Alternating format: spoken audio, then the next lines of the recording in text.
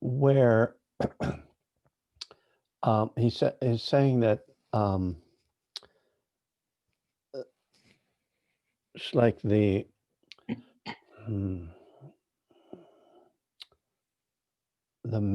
like the way the Dharma, the Buddha and Dharma manifest in the world is through is in I mean, sila isn't, I think, a sufficient word. It's kind of like the blossoming of love and Hmm. uh, you know, all of those positive qualities. And so it's kind of like the incarnate Dharma. Does that make, which is, sort of borrowing from Christian kind of language, right? But yeah, so it's I mean, that was what surprised me when I first talked to him about this, how instead of saying like the standard response, like Sangha is the community, it's something he sees it as something more essential than that, not just the people, but sort of the animating energy within that, within that community.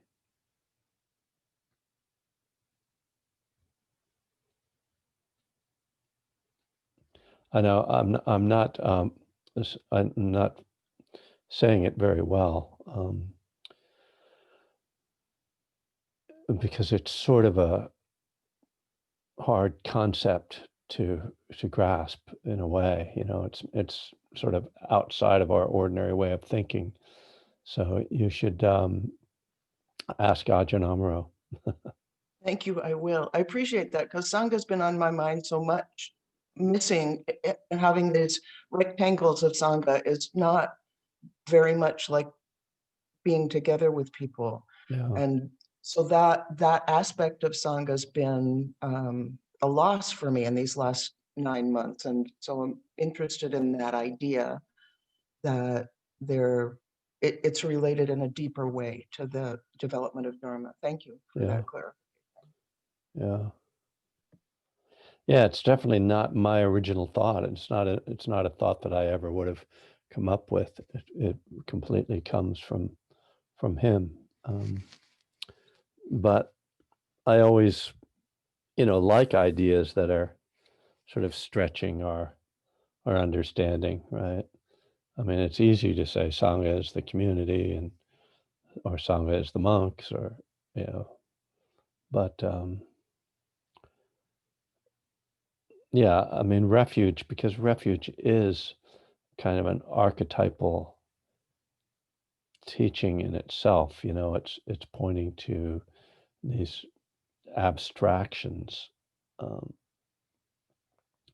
he kind of keeps it then, because Sangha is the one of those three that's least seems to be least abstract. He kind of brings it back into the realm of the abstract in a way. Maybe that keeps it more consistent in some way.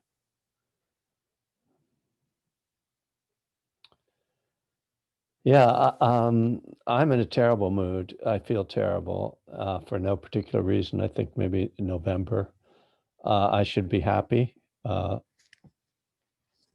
that's the quotes around should. Uh, I've been overworking, trying to finish up this book, and I think that's drained me a lot. And so I apologize for not being at my best this morning for you guys, because certainly I should be happy that that Joe Biden got elected. I am happy about that, and so proud of my daughter that she was actually involved in it. The Cook report, which, if you're not familiar with, that's like one of the most authoritative, uh, you know, um, publications on voting in America, uh, showed that the county that my daughter was the field organizer in had a big change in voting in terms of uh, a lot more people voted for Biden than voted for Hillary Clinton, and so that was a huge, an actual uh, numbers that my daughter can point to that she helped influence. So pretty intense. It's also really it's hard to talk about her because I miss her so bad. That's one of the reasons I think I'm sad. We saw her yesterday. She had a little Zoom meeting with a bunch of her volunteers, and anyway, so there you go. I'm a sniveling mess. But I can meditate. That's one thing I can do. So I already did meditate for a while this morning. Oh yeah, thanks, Angela. Yeah, note that this Friday will be Spirit Rock. Let's hope I figure out something to do by then. So yeah, that's it.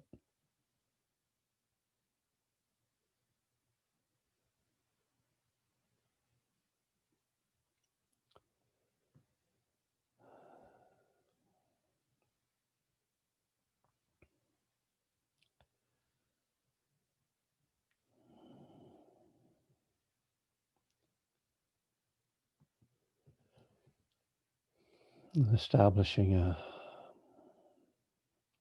meditation posture that allows you to be open and alert, awake.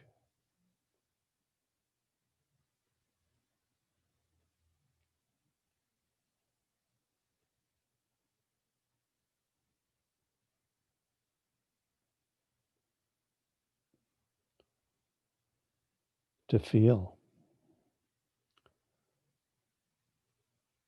It's interesting that how we hold our body actually influences our capacity to actually feel our emotions. So when we close down the chest, when we slump inwardly, then we kind of close off those feelings as well.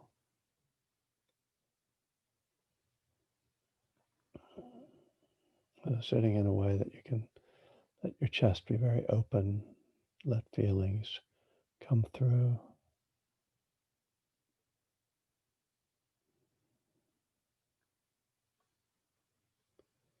And then letting the attention move through the body.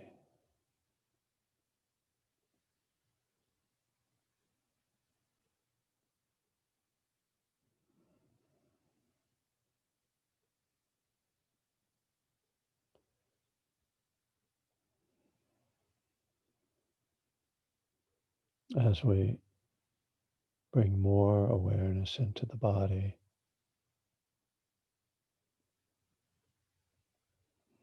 the sense of just being here is enhanced.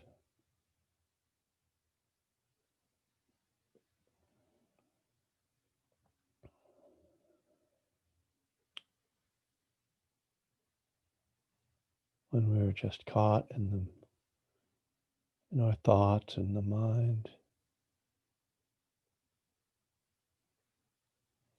we can become disconnected with reality in some way. We're just in our own mind created reality. The body is so real. It's here. It's always here.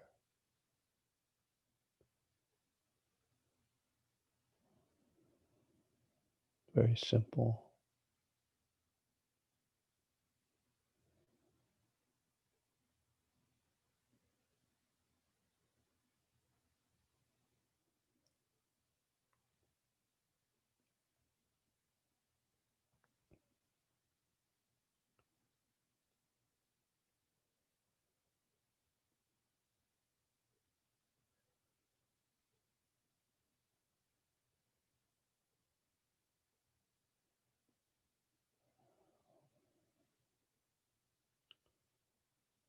Of course, the breath is part of the body, and being with the breath and really being with the whole of the breath helps us to connect with the greater sense of the body.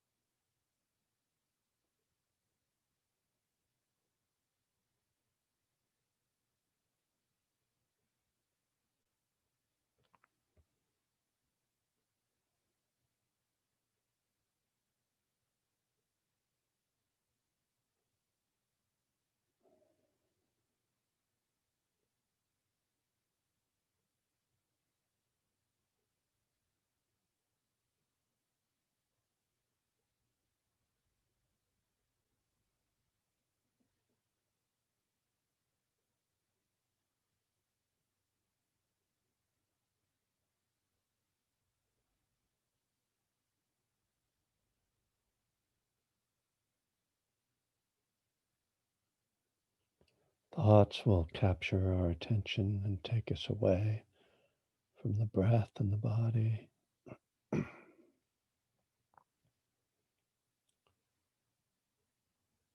So when we see that, we come back, we let go and come back.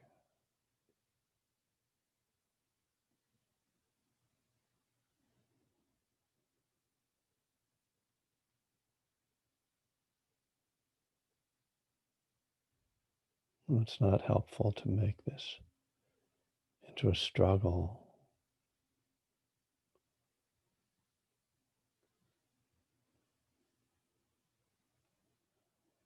We can see if we can incline the mind into being absorbed in the body.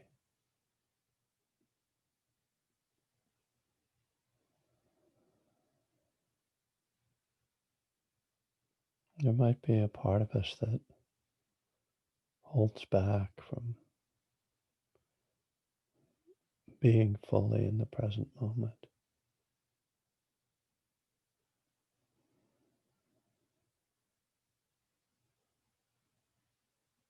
It can actually be scary to feel everything there is here. Or it can seem scary.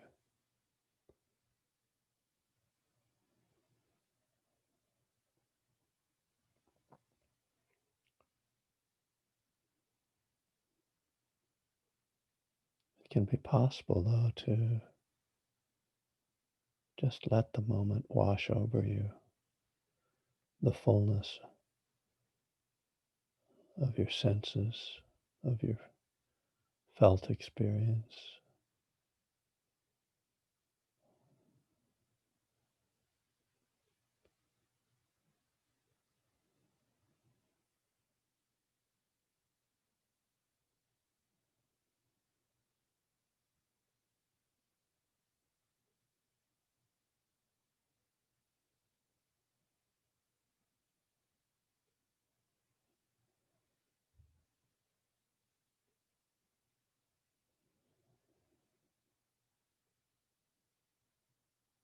You might sense that moment by moment and breath by breath.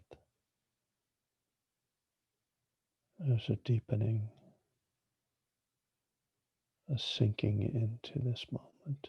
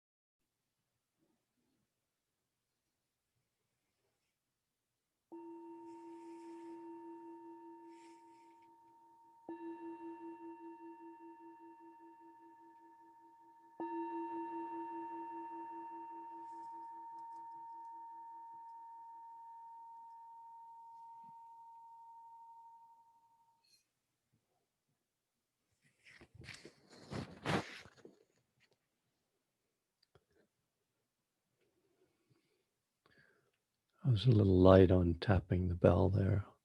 Hope everybody could hear it.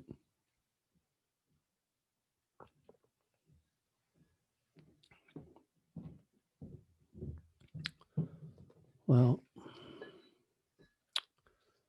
yeah, I don't have much to say this morning. I was looking yesterday at Bhikkhu Bodhi, as usual. Um,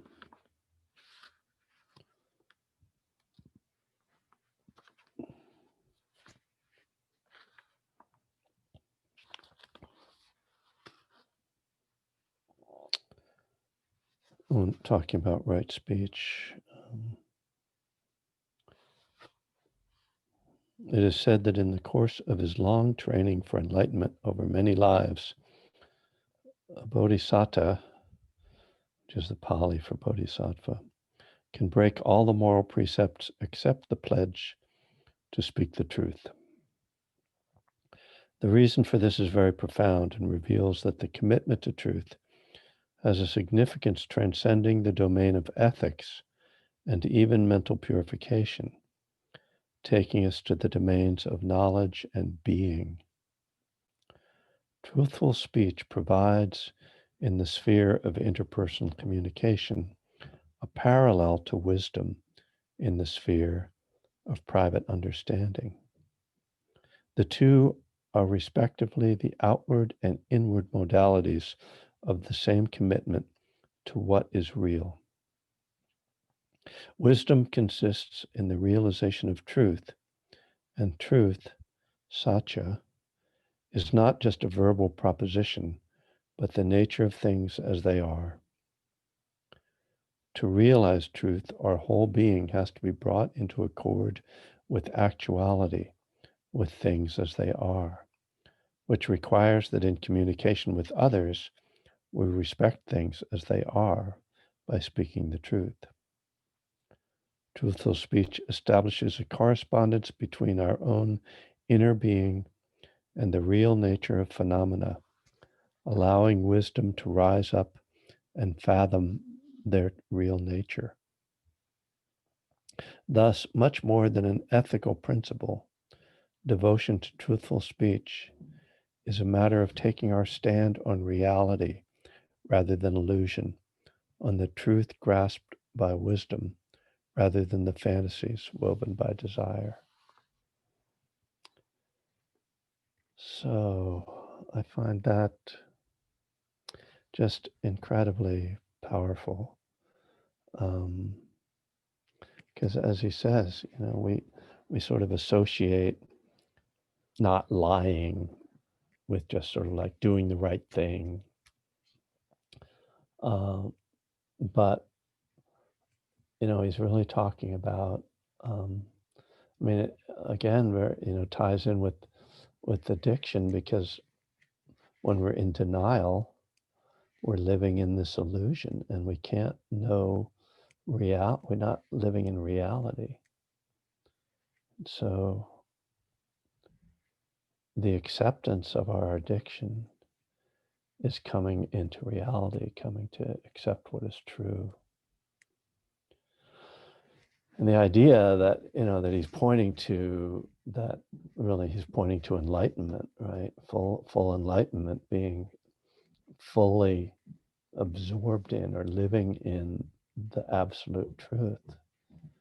And that so that we have to, if we're, false outwardly, we were both false inwardly, there will be this dissonance.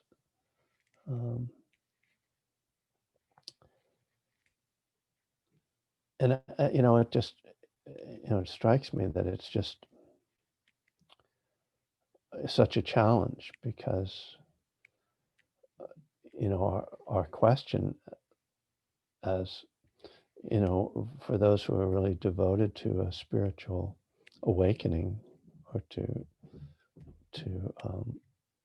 spiritual growth, there's this constant question of what is true, and that, I mean, that functions on this very personal level about what's true about ourselves, But we hear these teachings, that especially, I think, teachings on not self and emptiness and things like this, where they're kind of hard to grasp, they're kind of out there. And yet there's kind of speaking to us, we're kind of feeling like, yeah, there's something there that I need to really grasp. And we can feel how we are separated from the truth. This is the real, um, the deep kind of suffering that the Buddha was talking about, in a way, like not just the suffering of ordinary life and dukkha, but that sense of being separate from the essence of life, of the essence of reality.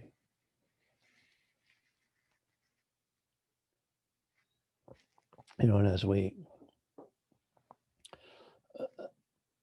the kind of progress on this path, if I can use that term, in a way that separation becomes more poignant, because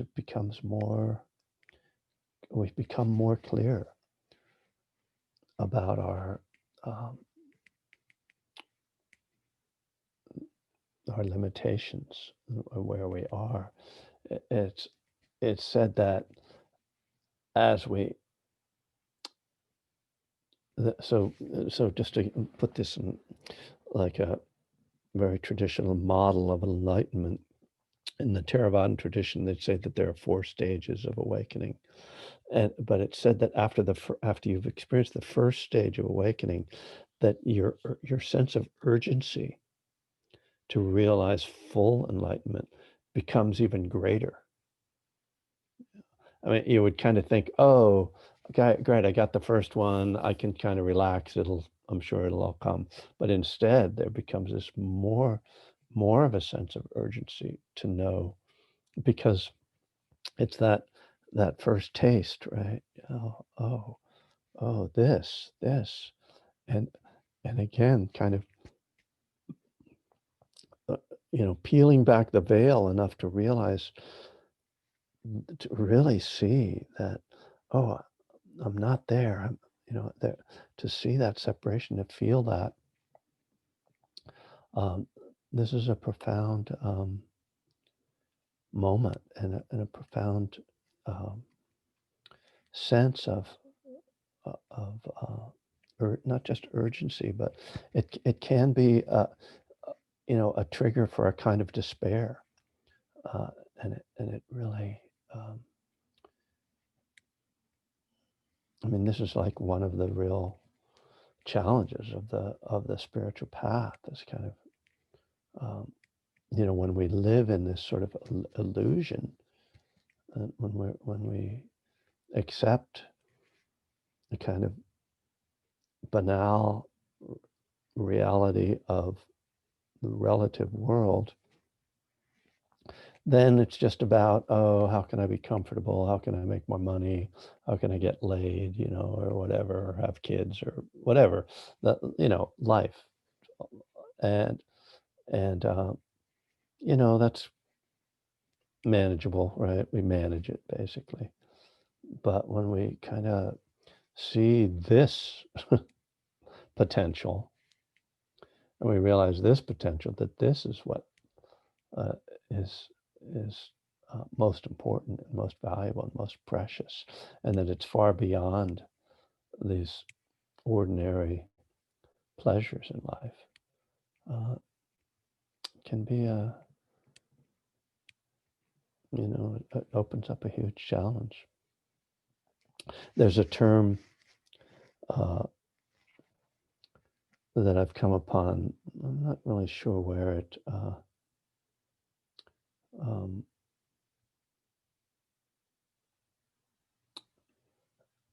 where it comes from, uh, but it's Samvega.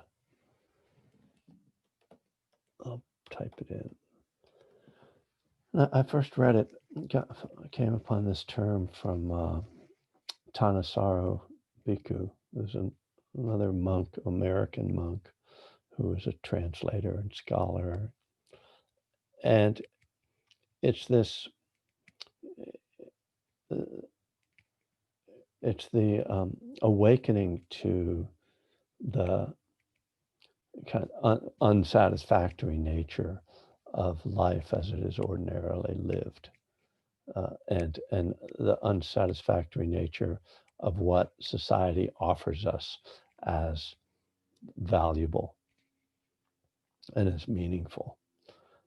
And it kind of, when I first came on that term, I kind of associated it with, and I'm not sure if I got this from him or this was years ago. So, but it's come in my mind that I associate it with kind of being a teenager when you first become, which isn't true of every teenager, but enough of us, when you first become kind of cynical about the world, and you first realize like that the illusions of childhood are just that, that what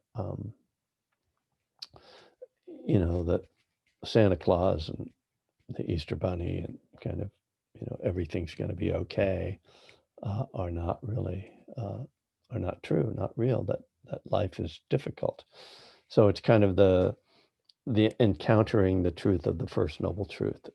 When we first encounter that, we have this kind of samvega, which act, but then it's got not just a kind of disillusionment, but it includes a kind of motivation to find something else, to find something more meaningful, uh, to to to yeah, to find the truth.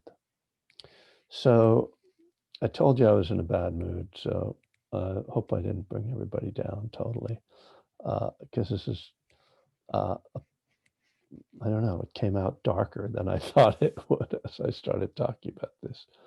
Uh, I need to just send a little note to someone uh, who can't hear.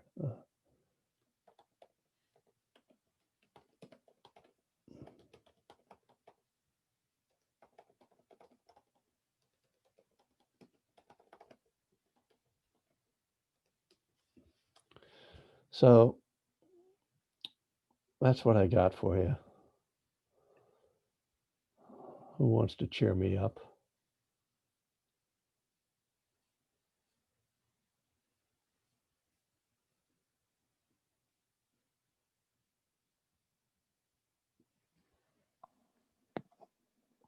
Kevin, I think I'm enjoying your dower. Is that how you say it? Doer? Yeah, I've always had trouble with that word because I want to say dower, but it seems to be pronounced doer, which I don't Doer? know My how. British proclivity. No, I'm appreciating that because I think, and I appreciate all the work you've done and your daughter and people that, have put a sort of an end to the orange era, shall we say? But God willing, yeah. right, but I think that there's a sort of this undertow that I'm feeling too, that maybe, I don't know, you said you're overworked and you're working on your book, which I think I and a lot of people here are looking forward to the daily reader, but it's sort of like that false optimism of like, this guy's not gone yet. And there's a lot of people that supported him. Like, it's a little tenuous. So Yeah. maybe it's sort of a emotional hangover in terms of, recovery, like, Yeah. wow, we did a lot of work and did it work or what's going on now? It's official, but it's unofficial. So it seems a little strange times, but Yeah. trying to stay positive. But anyway, it's just great to be here, man. And thanks for reading that Bhikkhu Bodhi and your commentary on it. It's always great to hear you. Thanks for showing your face for them. One of the things that, I'm sure many of people have had this feeling, recalling 2008 and realizing that we were, um, we deceived ourselves, or were deceived by the fact that America elected a black man to be president, and that meant that we thought it had more meaning than it did. And certainly my feeling is that we know now we have to be constantly vigilant. It's not a matter of electing one person, that there is literally people have to start, and I'm sure are starting to think about the midterm elections, because as soon as the Republicans get control of the Congress, they are very likely to impeach Joe.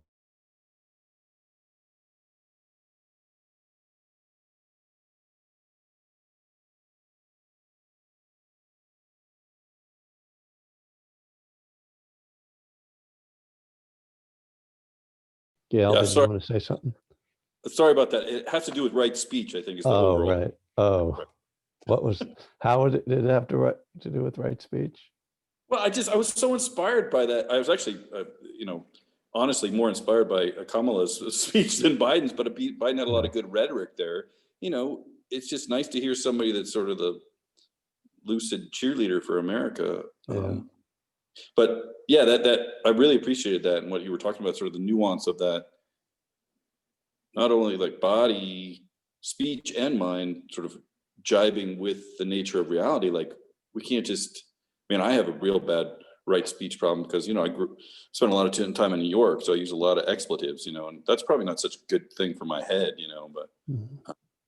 That constantly working with it. And I think politics is like that, right? Like, here's one person at a microphone using their speech to inspire or to vilify or to, whatever their agenda is, for themselves or others. It's very powerful. It's like a comedian, there's just one person there speaking to an audience. So right speech is very powerful. Sat with a teacher one time, and this person was saying, like, oh, speech has nothing to do with it, mantra has nothing to do with it. And so this very kind lama said, oh, well, then fuck you then. And the guy was like, what? Fuck you. And he was like, oh, speech has no power, huh? It's very evocative, very intense. That's great. I think politics is definitely a manifestation of what you're talking about there. And Bhikkhu Bodhi, just how eloquent, just captures, talk about right speech, my God. Anyway. Yeah, he's brilliant. Thanks, Fordham. Yeah, in A Burning Desire, I talk about, because I'm talking about all the elements of the Eightfold Path being higher powers, and I say exactly this about the power of speech in the world, and the power of Hitler's speech versus Martin Luther King's speech, and that both of them have transformative effects. But yeah, it's pretty powerful. Okay, Gail, go ahead. Yeah, speaking about speech, the thing that has given me the most hope right now is that when the conspiracy theories have been voiced by Trump and his speechwriters, I guess, that were talking on the news, CNBC, MSNBC, ABC, Fox News, and CBS shut them all down and refused to continue to broadcast those conspiracy theories, which gives me hope that thy brother's keeper will in fact prevail. Yeah, thanks, Gail. So it's the shutting of the speech that's false. Yeah. I think in some ways it feels like America is growing up a little bit, like, oh, like we're not quite so naive as we were. That's what I'm kind of talking about when Obama was elected. We have this sort of naivete about what that meant, but I mean, I was very impressed. I've been impressed by that too. And what was I going to say?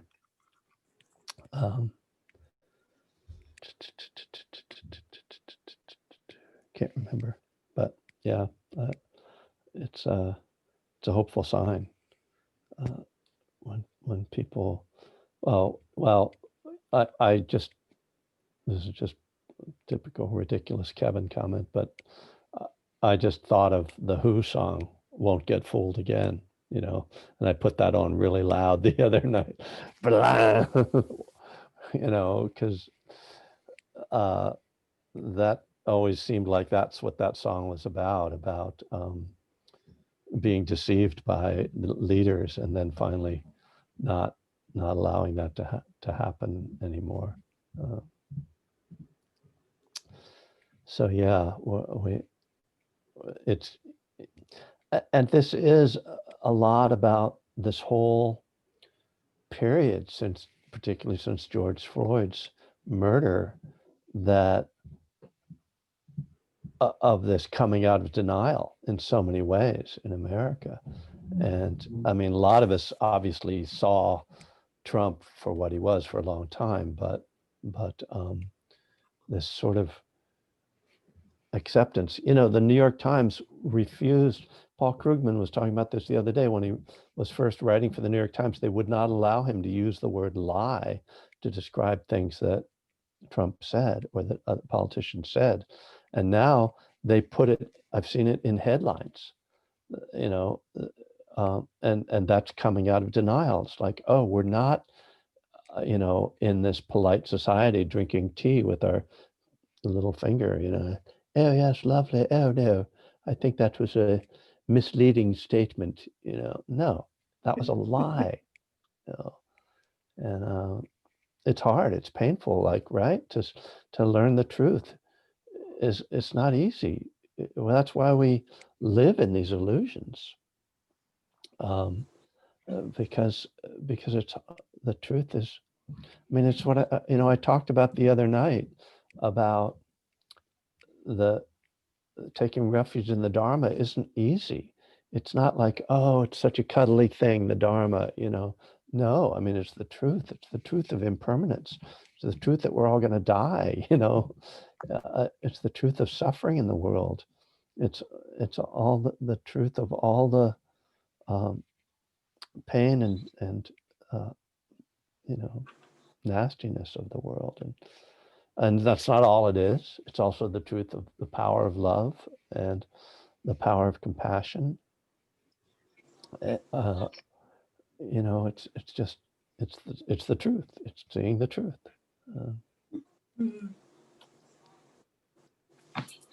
Yeah, Elizabeth, hi. Yeah, hi from across the pond. Yes. Congratulations, congratulations, you guys. On the issue of right speech, what struck me just now was that it has so many facets and so many sort of subliminal meanings as well. If it's right, in other words, it's the opposite of false. It's right, it's correct, it's factually correct. Yeah. And it is right even in the way that it's spoken, like you just said, and the gentleman who spoke earlier, it's the etiquette of it as well. There are ways in which you can communicate the truth, but do it in such a way that it doesn't infringe even on other people's rights. I mean, that goes into freedom of speech and so on as well. But you have the freedom to say almost what you like. But as Buddhists, we're called upon to observe and adhere to this right speech in the manner in which we speak that is correct and it doesn't infringe on others. Yeah, it's the way, well, Bhikkhu Bodhi, and many other Buddhist teachers, but because he's such an authority, he's a good one to refer to. Says that there are three components to right speech. There's abstaining from false speech, which, as he says, he's very methodical. He would have been an incredible lawyer. He says there's abstaining from false speech, but there's also speaking the truth. Those are two different things, but that's falls under one category. And then there is abstaining from slanderous speech, so gossip, and then abstaining from harsh speech. Oh, he's got a fourth one. Sorry. Abstaining from idle chatter. Ooh. So one of the things that you see when you start to address right speech is that it's really hard to do. It's really hard to live. Because I mean, idle chatter, that's how we, you can ask yourself, like, sometimes I think it's skillful to have idle chatter, right? With just casual, you meet someone in a casual situation and you chat about sports, you chat about the weather, and it's idle, so okay, but it's not harmful in any way, and it's actually a way of connecting. So it's not simple. Harsh speech, abstaining from harsh speech, this is one of the things that you see in Buddhist communities where people take this to mean they should always be nice. And that isn't necessarily going to be true, that being, and it can wind up being, as we know, sort of codependent, or kind of giving yourself away, or, but there's this dishonesty that you run into when everybody's just always smiling and everything's fine, but it's not, when it's not fine. And so it's not simple, as with virtually all the Buddha's teachings. There's a teaching, but then you can't interpret it in a rigid way. You have to really understand the subtleties and complexities of it. And really, one of my approaches to teaching Dharma is to try to ask a question of, well, what's the other side of this? What's the potential other side of this? When you say, abstain from harsh speech, well, right, like, what's the risk in that? And because we see that the Buddha, there's suttas where he is very tough on people. He's very direct, and what we're meant to understand, and whether it's absolutely true, I don't know, but what we're meant to understand is that he doesn't get swept up in an emotion. When he's displeased with someone, he doesn't get angry, but he expresses his displeasure, and particularly if they are saying something that is wrong, which often he'll have young monks who get confused about the teachings, and he'll really call them out. So not using harsh speech doesn't mean that you're not very direct, And for me, I think this is normal. It's very hard to be direct and honest. Well, maybe this isn't normal. I'll just say for myself, like, there's a lot of things like, oh, I don't want to have to say that. I don't want to, but I want something from somebody. I want them to behave differently. I want, and I'm frustrated with them. And so, what's happened to me, particularly when I was young, was I would try to quell my emotions so much, and then I would lose it, right? And so, because of my inability to be direct and honest, I would repress the emotions until they exploded, and I would lose my temper. And so, navigating those different feelings and thoughts in our speech, I mean, it's, what an order.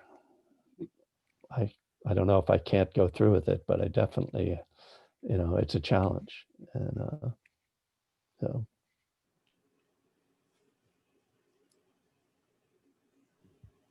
All right. Who else has something Yeah. to say?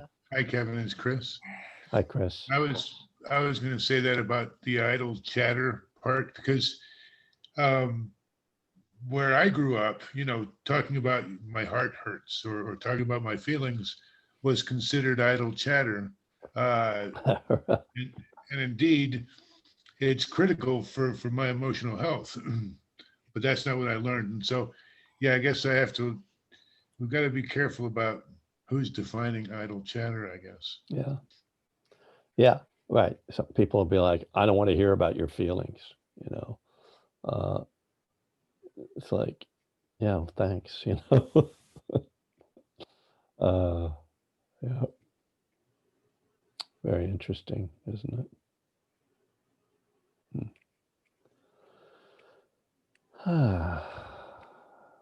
Yeah, hi, hello, Ginny. Yeah, just it's good to be here for the very first time. So I'll be learning as we go. Um, but one thing that resonated for me in talking about right speech is the intention behind my speech. That Yeah. I can say something that's a fact, that's true, and I can say it completely at the wrong time or in the wrong spirit. I could say it righteously. I could say it any number of wrong ways. So in recent times, I've tried to actually just shut up a little bit more and give myself some time, before I speak, um, to inquire a little bit more, both about what I'm about to say and the situation too. Yeah. Yeah, thank you, Ginny, and I'm really glad you were able to get on and able to hear things. You're pointing to something that, again, sort of takes us into the complexities of this, because when we try to question our own intentions, we're faced with our sort of all our conditioning, and because a lot of the time, what I think is my intention is actually something I've deceived myself in thinking, and so the exploration. I mean, this is when you look at things like nonviolent communication or insight dialogue and some of the different trainings around right speech. It requires a lot of self-examination and a lot of like understanding your own psychology. And because we all, as Chris was pointing to, we've all been raised in these different kind of cultures, family cultures and, other cultures, white culture, black culture, Asian cultures, all these different cultures that have different rules. And then we get a new set of rules, the Buddhist rules now, and then we're trying to fit all that conditioning into that, and what's true, right? Oh, wait. Uh, they say it takes a lot of lifetimes to become enlightened, so like you can see why. On the other hand, not to put that too far beyond us. We don't have to figure out everything to become enlightened. So I don't like to be too negative about enlightenment. I think it's quite accessible and possible. One of the confusions about enlightenment is that people think that they have to clean up all their past karma in order to become enlightened. And it's, from my understanding, from the authorities that I've studied with, that's not the case. So, but you'll still have your karma around for a while. Just noticing some of the comments. I think those are nice. Thank you. Yeah, and again, thanking Angela for managing the Zoom here. I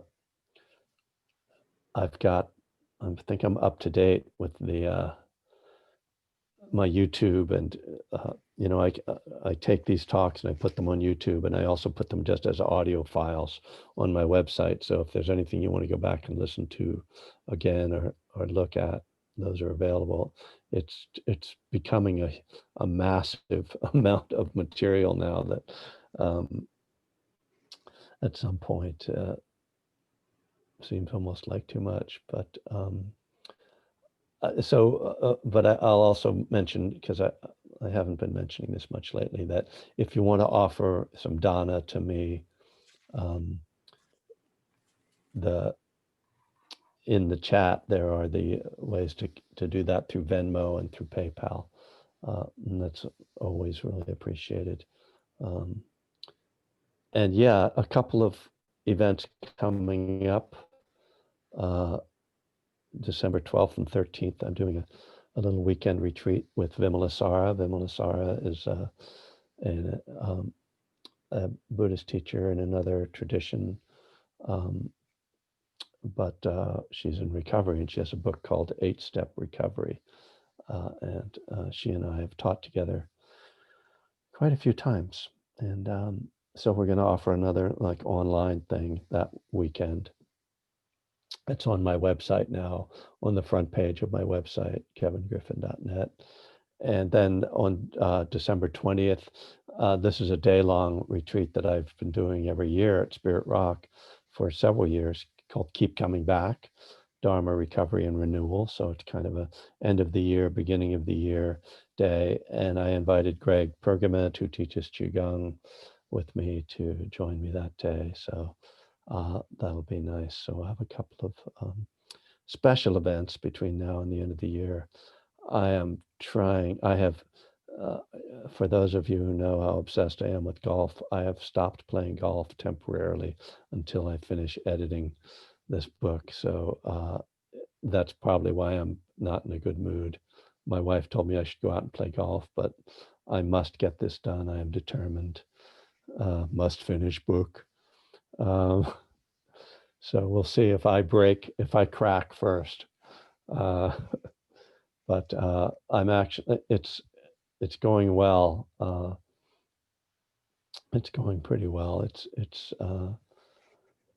Yeah, I try not to work too much in life. I like to have space, but which is one of the reasons I'm having a difficult time, because I've been working hard and psychically, I don't know. Anyway, that might. I thank you all for coming and for being here, and you know, I feel your guys' support for me, even as I hope you feel mine for you. When I started to choke up when I mentioned my daughter, I realized that's how much that's the underlying challenge right now. So I know many of you can relate to that, and even those who don't have children can probably understand. So on a high note, to end on a high note, the elementary school that my daughter went to is the elementary school that Kamala Harris went to, and a few blocks away from us. And someone put up a sign out front of there saying Kamala Harris Elementary School. And I have a strong feeling that the city of Berkeley is going to change the name of that school. So that would be a real delight and, you know, point of pride for us in the Bay, in Berkeley. So on that note, I will see you Friday night is the Spirit Rock night. So so you have to go to their website. I have the link on my website too, but you have to go through their Zoom account. But otherwise, and instead of 7 o'clock where I start normally, that starts at 7:15. It's a little different schedule, but other than that, Zoom away. So thanks, you guys. Feel free to unmute and say goodbye. Thank you, Kevin. Thank Okay. you. Well, Thank you, Kevin. thanks, Thanks, Kevin. Thank you Kevin. deeply. Thank you. Thanks, Bye-bye. Kevin. All right. Great class. Take Good care. luck with the writing. Thank you. Thanks, Philadelphia. Yeah, Yeah. really, Oh. indeed. All right.